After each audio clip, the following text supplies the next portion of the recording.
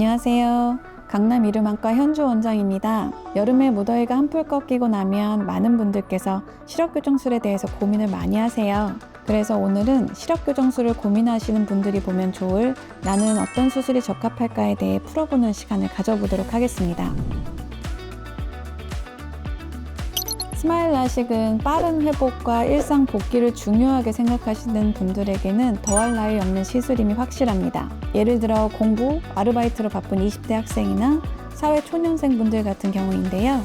스마일 라식은 각막 절개 범위가 작고 통증과 건조증이 적습니다. 덕분에 수술 다음 날부터 일상생활이 가능할 정도로 회복 속도가 매우 빨라서 며칠이면 불편감 없이 원래 생활로 돌아갈 수 있다는 큰 장점이 있습니다. 특히 젊은 분들은 회복력이 좋아서 수술 후 만족도가 아주 높습니다. 네, 당연히 있습니다. 각막 두께와 모양 같은 기본적인 조건이 맞지 않는 분들에게는 추천하지 않습니다. 대부분의 굴절 교정 수술은 각막을 깎아 시력을 교정하는데 각막이 지나치게 얇거나 눈물 기능이 너무 떨어져 있는 경우 혹은 다른 문제가 발견되면 부작용을 일으킬 수 있기 때문입니다. 수술 기술이 아무리 발전해도 환자의 눈 상태를 뛰어넘을 수는 없거든요. 어떤 시술이든 환자의 눈 상태가 가장 중요합니다. 시술을 진행하기 전에 반드시 정밀 검사를 통해 수술 가능 여부를 확인해야 합니다. 라섹은 장기적인 안정성이나 외부 충격에 대한 강함이 필요하신 분들에게 좋은 선택입니다. 제가 라섹을 특히 더 추천드리는 분들 중 첫 번째는 각막에 비해 도수가 높은 분들입니다. 라섹은 스마일에 비해서 같은 도수 대비 절삭량이 30% 정도 적기 때문에 각막을 더 많이 보존할 수 있습니다. 각막을 많이 깎아 너무 얇아지면 안쪽의 압력을 이기지 못해 각막이 앞쪽으로 튀어나오는 각막 확장증이라는 질환이 생길 수 있는데요. 이것은 실명 가능한 합병증에 속하기 때문에 저희가 수술 전에 가장 중요하게 생각하는 부분입니다. 그래서 각막 두께를 충분히 보존하는 것이 굉장히 중요한데요. 도수가 높은 분일수록 많은 양의 각막을 절삭해야 하기 때문에 각막을 더 보존할 수 있는 라섹 수술이 추천됩니다. 라섹은 역사가 오래된 수술이므로 데이터가 쌓여 있어 각막 확장증 등에 대한 장기적인 안정성이 가장 좋은 굴절 수술입니다. 물론 라식보다 회복 기간은 조금 더 걸리지만 각막을 많이 깎아야 하는 분들에게는 장기적인 안정성이 훨씬 중요한 요소입니다. 그리고 두 번째는 외부 충격이 잦은 분들입니다. 군인, 경찰, 운동선수처럼 활동량이 많고 외상의 위험이 큰 경우인데요. 라섹은 각막 절편을 만들지 않기 때문에 각막의 장력을 유지하는 데 유리하고 충격을 당했을 때 수술을 하지 않은 눈과 비슷한 결과를 가질 수 있습니다. 격렬한 운동이나 활동 중에도 안전하게 시력을 유지할 수 있어 이런 분들께 적합한 시술입니다.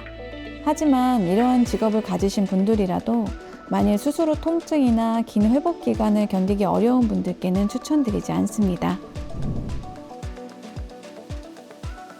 고도근시나 각막이 얇은 분들께는 렌즈 삽입술을 권해드립니다. 렌즈 삽입술은 앞서 말씀드린 레이저 시력 교정술이 불가능한 분들에게 좋은 대안이 됩니다.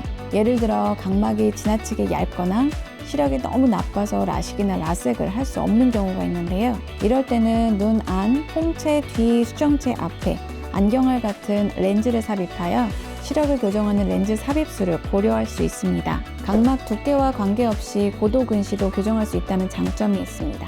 또한 수술 후 혹시 문제라도 생기면 렌즈를 제거할 수 있어 원상 복구가 가능하다는 것도 큰 장점입니다. 하지만 안구 내에 렌즈를 넣는 수술이기 때문에 수술 난이도가 높고 눈 안쪽으로 들어가는 침습적인 수술이라 감염 또는 망막 문제와 같은 다른 문제가 생길 가능성도 있습니다.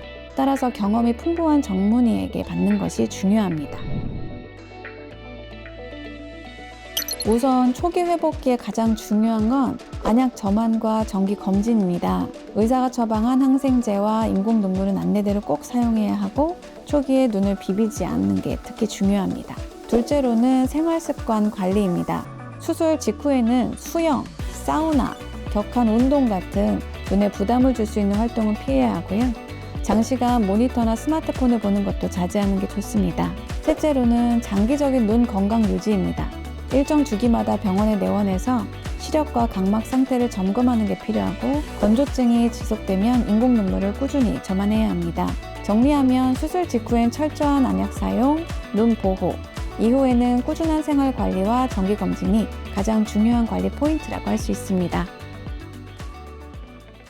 결국 어떤 수술을 선택하느냐보다 더 중요한 것은 수술을 할 수 있는 눈 상태인가입니다. 아무리 기술이 발전해도 눈 상태를 뛰어넘을 수는 없거든요. 각막이 지나치게 얇거나 눈물 기능이 너무 떨어져 있거나 검사에서 다른 문제가 발견되면 저희는 수술을 권하지 않습니다. 저희 강남 이루망과는 환자분들을 가족처럼 생각하며 내 눈 상태에 꼭 맞는 방법을 찾는 것이 가장 중요하다는 철학을 가지고 있습니다. 정밀 검사 후 의사가 안전하다고 판단하면 너무 크게 걱정하실 필요는 없습니다. 오늘 드린 정보가 시력 교정술을 고민하는 데 도움이 되셨기를 바랍니다. 더 궁금한 점이 있으시면 언제든지 편하게 문의 주세요. 지금까지 강남 이루망과 현주 원장이었습니다. 감사합니다.